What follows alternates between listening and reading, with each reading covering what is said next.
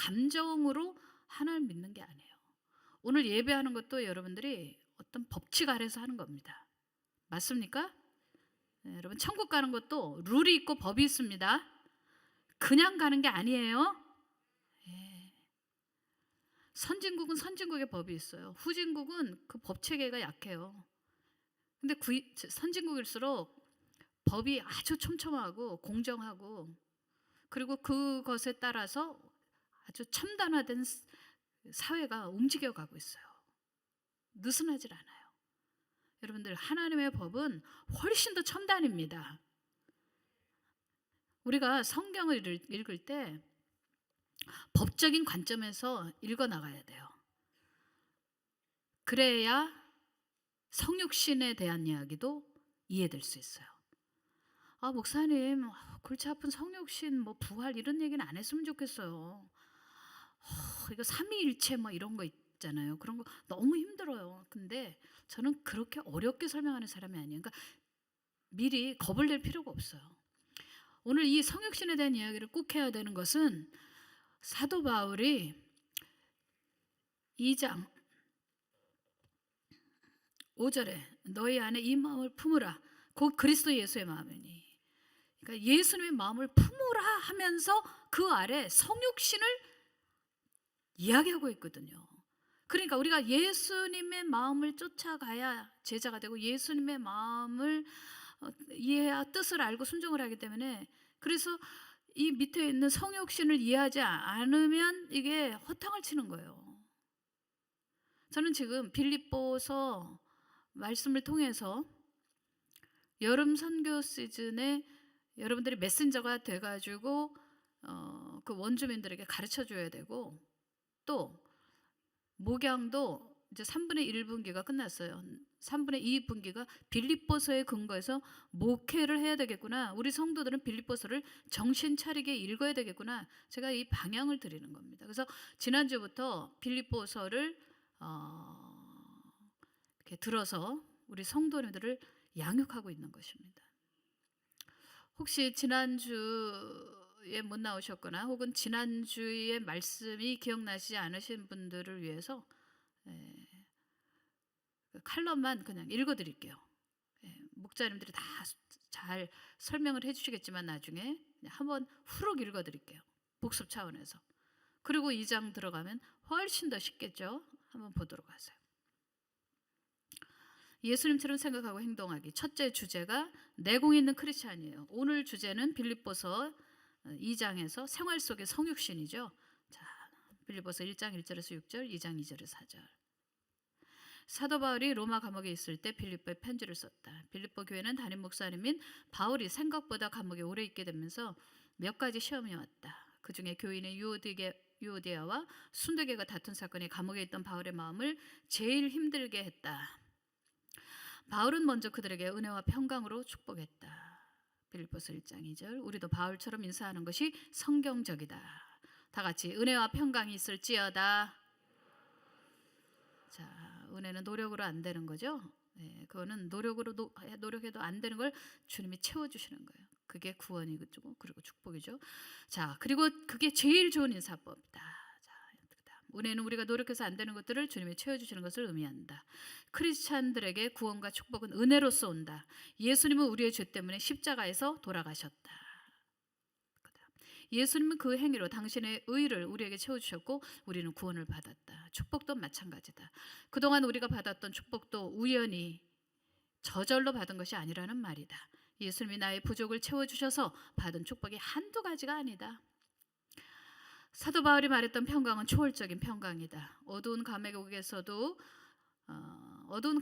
찾아갈 수 있었던 바울과 실라의 초자연적인 평강이다. 하나님이 함께 하시면 이런 평강이 임한다. 마치 모든 분주한 시간이 멈춘 것 같이 만물이 고요하다.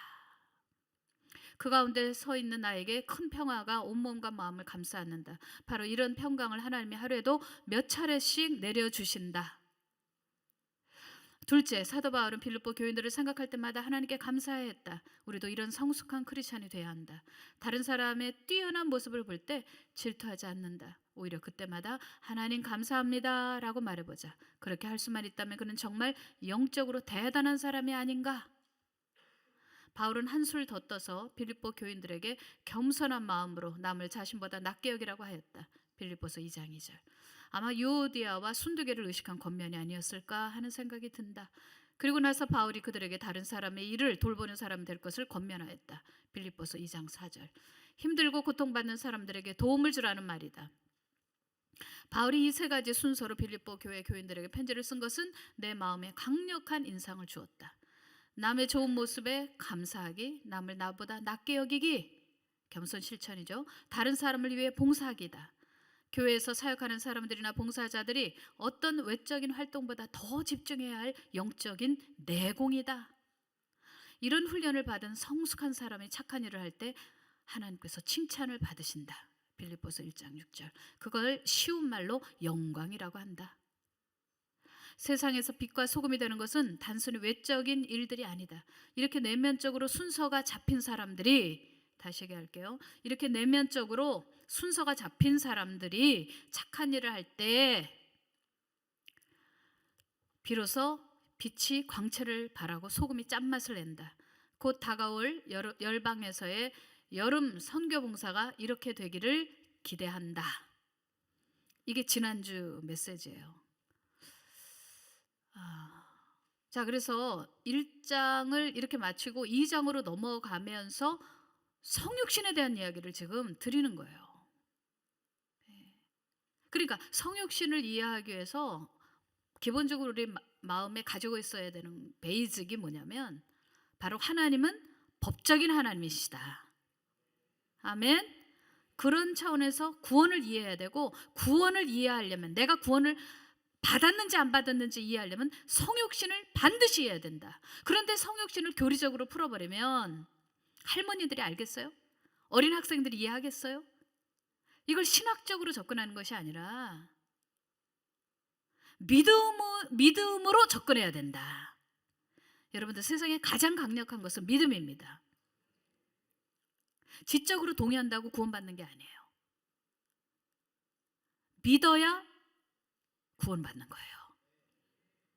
그러니까 예수님이 성육신 되셔서, 그래서 십자가 달려 돌아가신 것을 오늘 말씀을 통해 쉽게 이해되어지면, 아, 내가 받은 구원이 바로 이거였었고 나는 이미 성육신을 이해하고 있었구나, 이거를 깨닫게 된다 이 말입니다.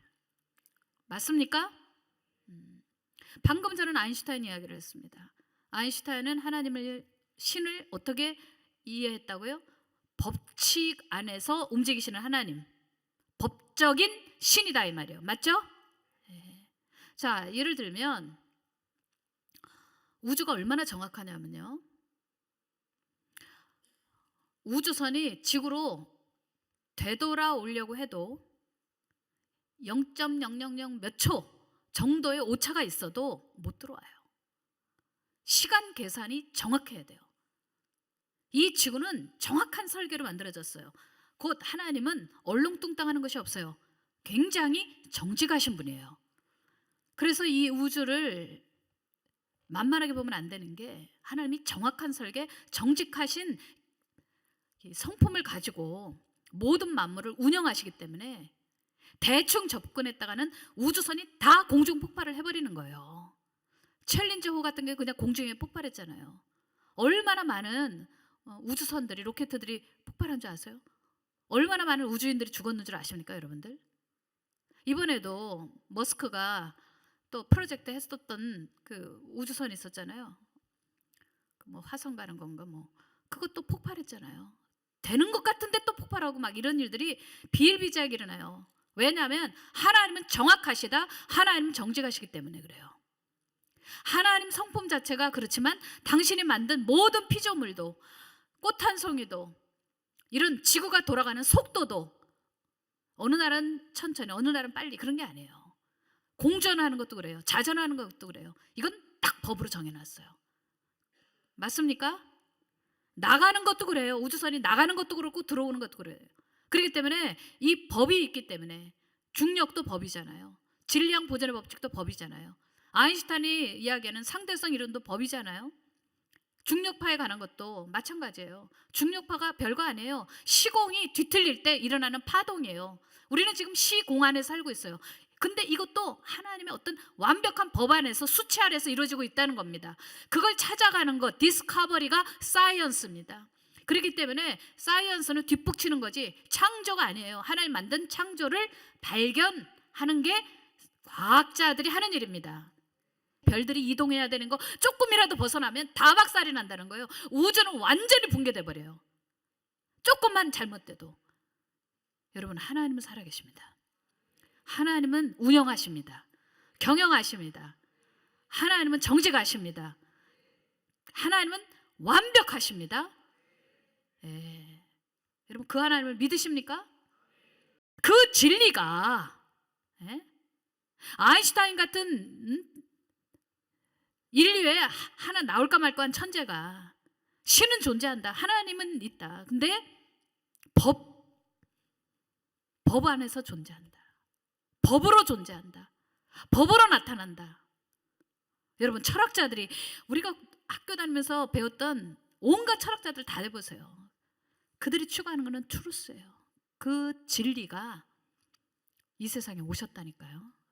그런데 단순히 이렇게만 이론적으로 이해해가지고 여러분의 마음에 와닿겠냐? 과연 이 성신을 다 이해할 수 있겠냐? 그래서 우리는 늘 주 안에 거하고 성령님에게 지혜를 요청합니다. 아멘. 네. 왜냐하면 우리는 하나님인데 육체를 입고 오신 예수님이 될 수 없으니까요. 그리고 또 육체인 인간이 하나님 되는 것이, 그건 불가능하니까요. 그러니까 이런 특별한 방식으로 오신, 성육신화 대신 오신 분은 딱 예수님 한 분이기 때문에 아무리 이 성경을 여기저기 막 연구를 하고 저처럼 이렇게 과학적으로 접근해서 또 변증을 하려고 그러고 막 이렇게 해도 결국은 또 퀘스천이 생기는 거거든요. 그래서 저는 제 경험치 안에서 또 설명을 해드릴 것을 찾아보았어요. 자, 성경을 보도록 할게요. 성경 빌립보서 2장. 그는 근본 하나님의 본주시는 하나님과 동등됨을 취할 것으로 여기지 아니하시고. 자, 다 같이 예수님은 하나님이시다. 그렇죠. 시작부터가 다른데 우리가 아무리 몸부림쳐도 하나님은 될 수가 없어요. 근데 예수님은 시작부터가 하나님이에요. 하나님의 아들은 하나님인 거지. 인간의 아들은 인간이고 뿌리가 다른 거예요. 이 예수님은 시간의 경계가 없는 분이에요. 시공을 초월하신 곳에서 오신 분이 예수님이에요. 시공도 피조물이에요. 시공도 만들어진 거예요. 아시겠습니까? 그런데 그 진리가 육체가 돼서 우리 가운데 오셨어요. 놀라운 일 아니에요? 놀라운 일이죠. 오히려 자기를 비워 종의 형체를 가지사 사람들과 같이 되셨고 사람의 모양으로 나타나사 자기를 낮추시고 죽기까지 복종하셨으니 곧 십자가에 죽으심이라. 이분은 흠이 없어요. 흠이 없다는 건 뭐죠? 죄가 없다. 여러분, 흠이 있어요, 없어요? 있어요, 없어요? 완벽해 보여도 여러분 흠이 있어요. 왜? 죄가 있기 때문에. 여러분의 피를 타고 원죄가 흘러가고 있기 때문에요. 여러분들, 죄의 성질이 우리로 변형시켜요. 우리 몸도 늙고 병들고 죄 때문에 결국은 마지막에 저주는 사망이에요. 그런데 이 죄의 성질을 하나도 안 가지고 계신 분이 예수님이에요. 법적인 관점에서 얘기한다면 누군가는 반드시 희생 제물이 되어줘야 돼요. 히브리서 9장을 보니까 12절에 오직 자기의 피로 영원한 속죄에 들어가게 한다는 거예요. 근데 여러분의 몸뚱이 갖고 안 돼. 이 세상에서 죄의 성질을 가지고 있는 배운 사람이든 못 배운 사람들은 전부 다 피 속에 죄가 흐르고 있거든요. 우리의 살 속에 죄가 있거든요. 우리의 눈 속에 죄가 있거든요. 우리의 브레인도 전부가 이게 죄의 바이러스로 다 오염이 돼가지고요. 이거 안 됩니다. 이거 무슨 뭐 희생 제물이 돼갖고 죄값을 치러서 의롭다고 만들어서 천국 못 갑니다. 그러니까 예수님처럼 흠이 전혀 없는 분, 죄가 전혀 없는 분, 바로 예수님 같은 속성을 가진, 속은 신이고 겉은 육체를 가지고 있는 바로 이 예수님이 성육신을 된 그 육체의 피로서, 그 육체에서 짜내진 피가 뚝뚝뚝뚝뚝 흘릴 때 그 피를 믿는 사람만 구원을 얻는 거예요. 예수님의 육체로만 구원을 얻는 거예요. 할렐루야. 여러분, 이런 게 엄청난 계시 아니에요? 네? 수많은 철학자들이 찾았던 진리가 육체를 입고 오셔가지고, 그러고선 십자가에서 완전 법적으로 효력이 발상해가지고, 성경에 예수를 믿기만 하면 구원을 얻으니까, 예수님이 오실 거고 구약, 예수님이 오셨고 신약, 다시 오실 거고 요한계시록. 할렐루야. 그런데 그 예수님을 믿기만 하면 판결문이 딱 하나가 오는 거예요. 의롭다함을 얻었다는, 깨끗해졌다는, 천국에 갈 수 있는 그 법에 충족이 되었다는. 할렐루야. 여러분들 이걸 딱 붙잡고 있어야 돼. 아멘이에요? 이걸 딱 붙잡고 있어야 돼. 그래서 저는 예전에는 십자가를 보면서 나는 구원을 받았어, 나는 구원을 받았어, 이렇게 막 법을 붙잡고 있었거든요. 근데 오늘 성경에서 우리가 가지고 해야 될 메시지는, 그러니까 우리가 최고의 사랑을 하려면 어떤 사랑을 해야지? 다 같이 성육신의 사랑을 해야 돼. 어떻게 이게 가능할까? 예수님은 가능해. 근데 우리는 어떻게 가능할까? 우리는 몸이, 아까 이런 우리를 구원시키기 위해서 제물로 오신 당신의 피를 우리에게 주심으로써 우리 죄값을 다 치러주신, 그리고 흰눈처럼 깨끗하게 하시는 보혈의 능력. 할렐루야. 우리는 그것을 수혜자로서 받아요. 그런데 우리는 그럼 그 수혜자로서 어떻게 성육신의 모습으로 살아갈 수 있지? 수요일 전에, 그러니까 지난주 말고 그 전주에 그 운동을 하다가 이렇게 그 공원이 좀 낮은 지대에 있고 제가 위쪽에 있었어요. 근데 머리를 아주 특별한 스타일로 하시는 할머니를 보았어요. 나무 비녀였어요. 거기다가 우산을 들고 있었어요.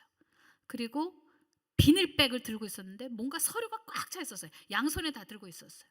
그리고 신발은 부츠를 신고 있었어요. 여러분, 딱 이미지가 그려지시죠? 호기심이 가죠? 저는 원래는 그냥 가려고 그러다가 자꾸 뭔가가 땡기는 거예요. 왜 저 할머니가 저 공원 안쪽으로 들어가지? 아니, 왜 머리는 쪽을 졌는데 신발은 부츠지? 비도 오지도 않는데 왜 우산을 들었을까? 저는 그 할머니에게 다가갔습니다. 그 할머니가 저 구석지에 벤치에 앉아 계셨어요. 그리고 그 옆에는 이제 가족별로 사람들이 놀러 와가지고 이렇게 대화를 나누고 있었고. 근데 이제 제가 그 할머니에게 접근하려니까 뭐 접촉점이 필요한데 딱 이게 쪽진 것이 우리 할머니 어렸을 때 비슷해서 그렇게 이제 이야기를 했어요. 아, 머리 쪽지신 게 예쁘시다고. 그랬더니 그냥 고맙다 그러시면서. 근데 제가 이제 그 할머니 백이 너무 무거워 보이니까, 할머니 이거 뭐 무거운데요? 이거 뭐예요? 그랬어요. 그러고서 이렇게 열어보려니까 아우, 좀 막 싸늘한 냉기가 흐르더라고요, 눈에서. 왜 이러십니까? 만지지 마세요. 뭔가 이 할머니의 마음을 열어야 되는데 잘 되지 않았어요. 그래서 이제 부츠를 제가 손으로 만졌어요. 다른 사람의 그 신발을 만지는 건 좀 더러울 수는 있지만 뭐 전혀 뭐 또 틈문을 안 주니까요. 그래서 제가 신발을 만지려고 이렇게 신발이 특별하시네요 그랬더니 왜 이래요? 그러는 거예요. 그러니까 이 할머니는 뭔가 저를 의심을 하는 걸 느꼈어요. 왜 이래요? 만지지 마세요. 그러는 거예요. 그래서 제가 아우 죄송해요. 근데 할머니 제가 얼핏 보니까 이 뭐 등기부등본 뭐 토지에 관한 것 뭐 이런 것들이 서류 같은데 혹시 이런 서류들을 이렇게 들고 다니는 이유가 있어요? 그랬더니 알 거 없다고 처음엔 그러시더라고요. 그래서 이게 법하고 관련된 문제가 있으시구나. 그래서 마침 옆에 우리 이 목사님은 법대 교수님이셨으니까 이분은 교수님이신데 혹시 자문을 드릴 수도 있으니까요. 얘기 좀 해보세요. 그랬더니 그 100년 전에 조상이 가지고 있는 땅, 그 땅을 찾고 싶으셨던 거예요. 이제 목사님, 우리 교수님, 그 법대 교수님으로서 차근히 풀어드렸어요. 이게 1909년도에 뭐 명치 41년 이런 얘기를 하니까 그 당시에 있었던 이야기, 그리고 토지 개혁에 있었던 그런 이야기들 이 목사님이 쫙 풀어주니까 이 할머니가 당신은 신뢰가 안 되는데 이 교수님은 신뢰가 된다면서 저를 제껴놓고 얘기하려고 그러더라고요. 교수님 잘 만났다고. 그런데 이제 그 순간 제가 할머니의 필요도 채워줘야 되겠지만 저에게 제일 중요한 것은 이 예수님을 전해야 되겠으니까 영혼의 구원의 문제이니까요. 그 할머니 연세 물어보니까 85세예요. 그럼 85세 되면 이제 삶을 정리하고 천국 갈 준비를 하셔야 되는 거예요. 언제 가실지 모르기 때문에. 그래서 그 할머니에게 제가 혹시 예수 믿으세요? 그랬더니 20년 동안 교회를 다녔다고 그러시더라고요. 근데 안 다닌대요, 더 이상. 그 20년이 뭐 30대였는지 50대였는지 알 수 없어요. 그래서 제가 그러시군요. 그럼 할머니 이 토지 문제도 있으시니까 제가 할머니의 영혼을 위해서 기도해 드려도 될까요? 그랬더니 갑자기 또 다시 버럭 화를 내시는 거예요. 이 할머니가 상처가 많은 거예요. 상처가 많은 사람들이 이 버럭버럭 화를 내거든요. 하지 마세요. 기도하지 마세요. 그러더라고요. 특별히 날 위해서 하지 마세요. 당신 편하자고 지금 기도하자는 거 아니에요? 딱 그래. 자기 만족을 위해서 나를 전도하려고 그러는 거 아닌가? 막 이래. 이거 보통 총명하신 분이 아니에요. 여러분들 이게 무슨 서울대학교 안 하고 이화여대 나온다고 그런 이야기를 할 수 있는 게 아니에요. 그런 이야기를 화두를 던질 수 있는 게 아니에요. 와, 이분 정말 총명하시구나. 그러고서 기도하지 말라고 그래요. 그 순간 뜨끔하더라고요. 내 속에 그런 게 있지 않았나. 할머니가 오히려 저를 각성시키는 거예요.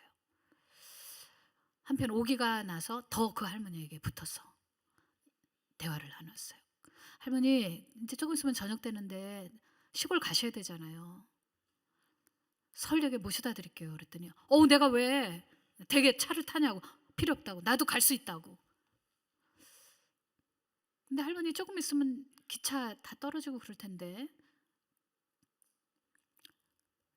티켓은 있어요? 그랬더니 가서 사면 된다는 거예요. 여러분 KTX를 그렇게 그냥 가서 삽니까? 차표 없어요. 미리미리 야가지 않으면. 그래서 속으로 걱정이 돼가지고 이번 호텔에다 모셔드리거나 아니면 나름대로 어떻게 하도록 도와드려야 되겠다. 행세액이 너무 초라하셨어요. 비닐백에만 이렇게 들고 무슨 백 하나도 제대로 갖춘 게 없으니까 느낌이 있어서 제가 이제 제 백에서 마침 한 50만 원 정도가 있었어요. 이 봉투 안에. 그래서 그걸 빼서 드렸더니 화를 얼마나 내는지 난 돈 주려고 하다가 그냥 이렇게 화를 입을 뻔한 적은 처음이에요. 내가 이걸 왜 받습니까? 사람을 어떻게 보고 이렇게 행동하는 거예요? 그러면서 5만 원이 아니라 5천 원도 나는 안 받습니다. 그 옆에 벤치에 다른 사람들도 있는데 돈 주려다가 이렇게 야단 맞는 건 또 처음 봤어요. 그래서 제가 그 순간 얘기했어요. 할머니, 제가 되게 부자로 보이나 보죠? 저 그렇게 통장에 돈 쌓아놓고 헤프게 막 이렇게 쓰는 사람 아닙니다. 그리고 저 권사 아니거든요. 저 목사예요. 그랬더니 깜짝 놀라면서 목사님이세요? 그러더라고요. 여러분들 제가 그냥 가겠습니까? 하나님 저에게 지혜를 주세요. 제 말로 이야기한 것 같아요. 제가 막 마음이 앞서서 얘기한 것 같아요.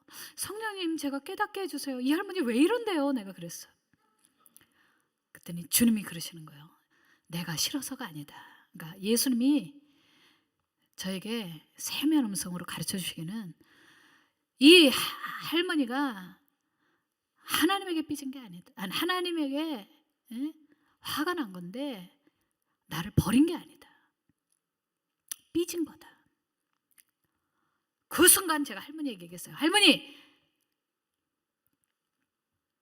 주님께서 제게 알려주시기를 할머니는 하나님을 버린 게 아니라 삐지신 거라고 얘기하시는데요. 그랬더니 갑자기 거기서 막 우는 거예요. 할머니가. 맞아, 난 하나님께 삐졌어. 삐졌다고. 내 아들이 죽었어. 그러더라고. 왜 내 아들이 죽었을까? 막 그러면서 우시는 거예요. 그 일 때문에 그 할머니하고 처음으로 마음이 이제 열린 거예요. 그 할머니가 내가 안 울려고 그러는데 왜 자꾸 나를 울리는 겁니까? 막 그래. 근데 이렇게 싫지 않은 표정으로 왜 날 자꾸 울려요? 그래서 그 할머니 제가 같이 끌어안고 울었어요. 할머니, 하나님이 너무 사랑하신대요. 걱정하지 마세요. 제가 이렇게 할머니한테 가까이 온 거는 제가 임의로 온 게 아니라 예수님이 보내신 거예요. 주님이 사랑하신다고 알려주라고.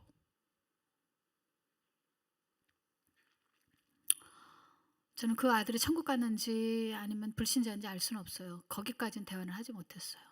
그러나 저는 확실히 알 수 있어요. 그분은 지옥 갈 뿐 아니라는 거를. 예수님에게 삐져서 우는 눈물을 보면서 이분은 구원받은 분이다. 조심스럽게 제가 얘기합니다. 구원은 하나님만 알지만 그러나 저는 알았어요. 세상 사람들이 예수님 때문에 울지 않아요. 예수님 때문에 삐졌어! 라고 하면서 우는 것은 구원받지 않은 사람이 그렇게 할 수는 없어요. 여러분이 누군가를 사랑해요. 애인이에요. 근데 삐졌어요. 나는 철수 때문에 너무나 화가 나. 삐졌어. 진짜 막 이렇게 울면 사랑이 있는 거예요. 왜 울어요? 근데 여러분들이 참 이상하네. 저 봐요. 사람도 삐진 거는 아직 애정이나 애증이 있기 때문이고 관심이 있기 때문이에요. 사랑을 더 받고 싶어서 우는 거예요. 아니면 뭔가가 섭섭하고 마음이 괴로워서 우는 거거든요. 그 할머님을 제가 이렇게 안아주고 할머니 하나님 사랑하세요. 그리고 도움이 필요하면 저에게 연락하세요. 제가 이제 뭐 펜을 찾아도 없고 뭐가 없어요. 아무것도. 그래서 지갑에 혹시 제 명함이라도 있을까 해서 보니까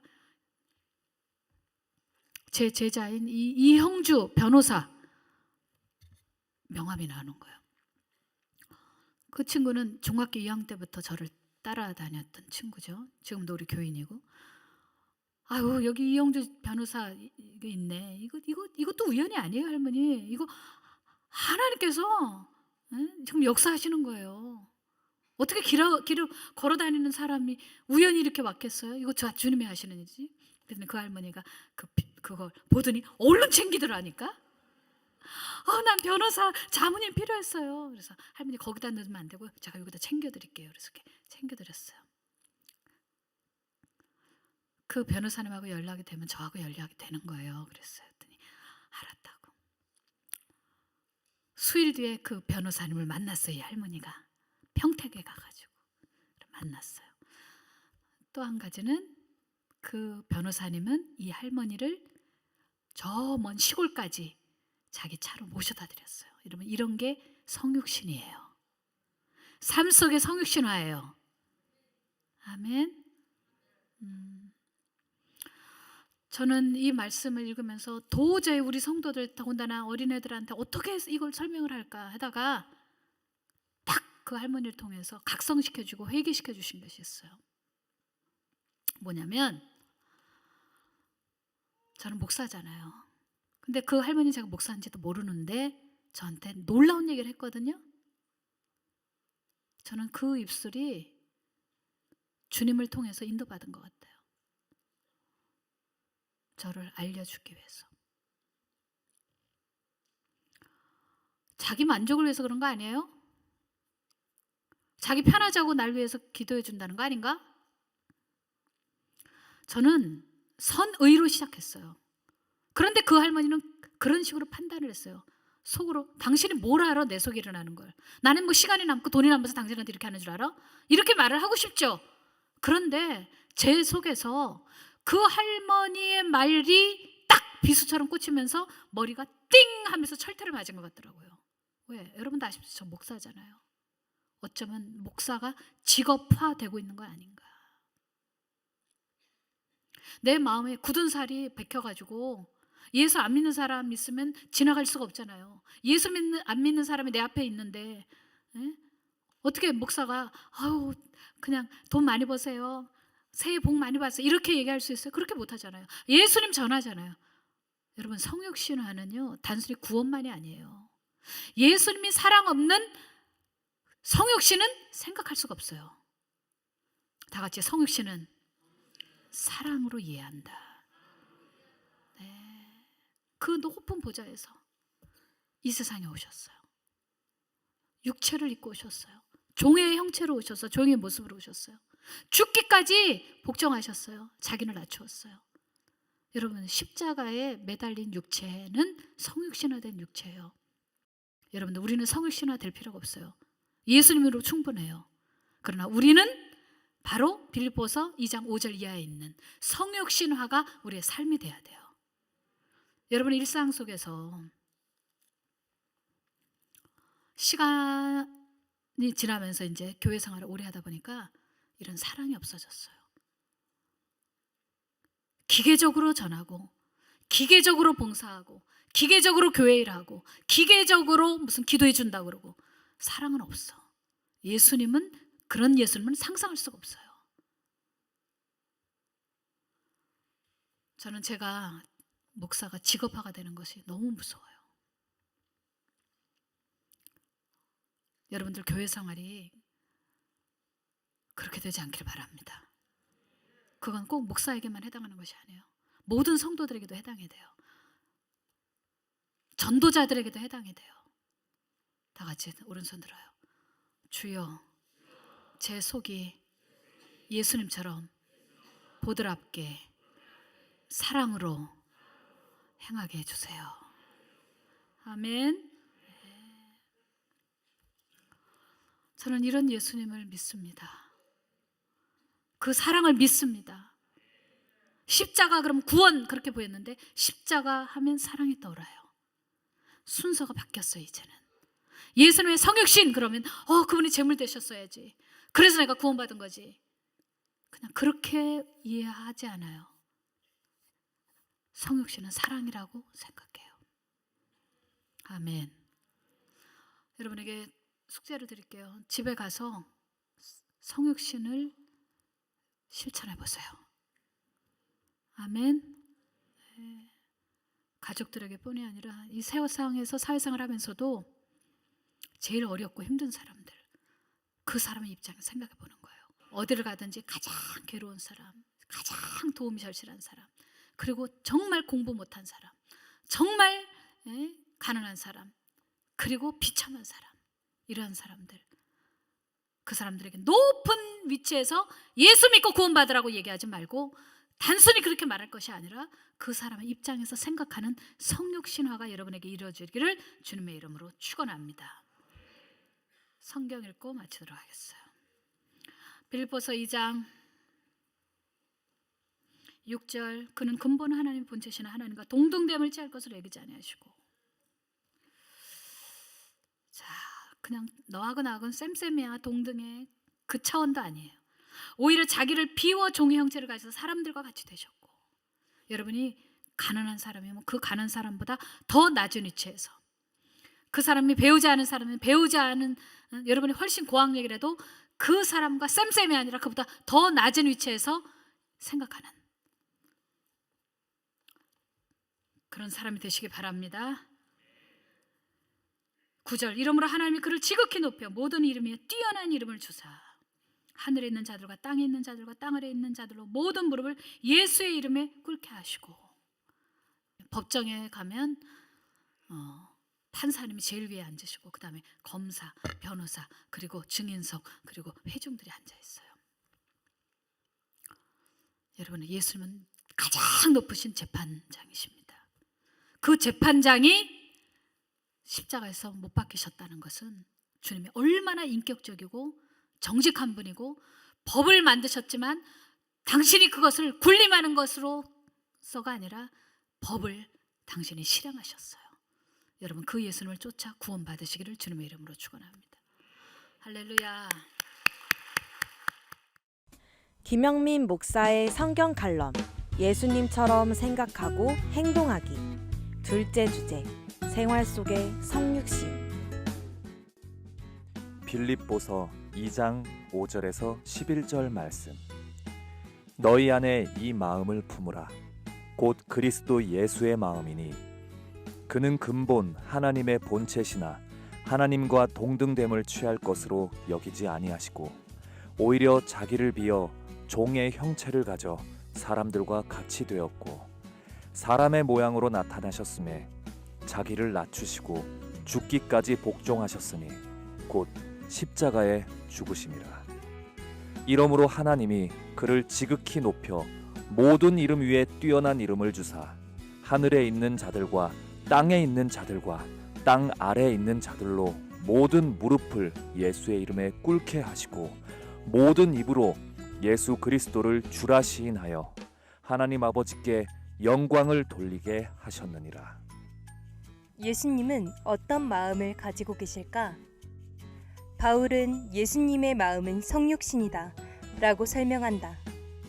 하나님이 왜 그렇게 되셔야만 하셨을까? 그건 법적 관점에서 이해해야 한다. 아프리카의 미개한 부족 안에도 룰이 있고 법이 있다. 선진국일수록 법은 치밀하고 사람들은 그 안에서 보호를 받는다. 하물며 크고 위대한 우주는 더욱 정교하다. 20세기에서 한 명의 천재를 뽑는다면 누구나 아인슈타인을 떠올린다. 아인슈타인은 자신을 무신론자가 아닌 유신론자라고 말했다. 그가 우주를 연구할수록 창조주가 없는 우주는 상상할 수 없었다. 우주는 법칙에 따라 움직인다. 아인슈타인이 말한 신은 법으로 움직이는 신이다. 지구에서 우주로 나가거나 들어올 때 자전과 공전 같은 정확한 법칙을 무시하면 금세 폭발하고 만다. 하나님은 어떤 오차도 당신의 설계도에 허락하지 않았다. 성경 또한 사람을 위한 하나님의 법칙이다. 성경은 어떤 선진국의 법보다 훨씬 근본적이며 우위에 있다. 특히 창조주와 분리된 죄인인 우리를 위해 성경에 하나님의 구원의 법을 기록하셨다. 그리고 어떻게 형벌을 면하고 사후에 천국에 들어갈 수 있는지도 기록하셨다. 어떤 국가도 여권에 도장이 찍혀야 입국이 가능하듯 천국도 그냥 들어갈 수 있는 곳이 아니다. 천국은 예수님을 힘입어 완벽한 의를 얻어야 입국이 가능하다. 그런데 놀라운 것은 그 의를 우리에게 주시려고 세상에서 가장 높으신 재판장이신 예수님이 십자가에 못 박혀 죽으셨다는 것이다. 구원할 수 있는 법을 만드셨으나 군림하지 않으시고 그 법을 스스로 실현하셨다. 친히 죄인이 되셔서 법정에 서시고 그 무서운 형벌을 받으셨다. 우리는 성육신 되신 예수님의 피로 영원한 속죄를 받았다. 거룩하고 흠이 없으신 예수님의 피가 죄사함을 주고 천국에 들어가게 하셨다.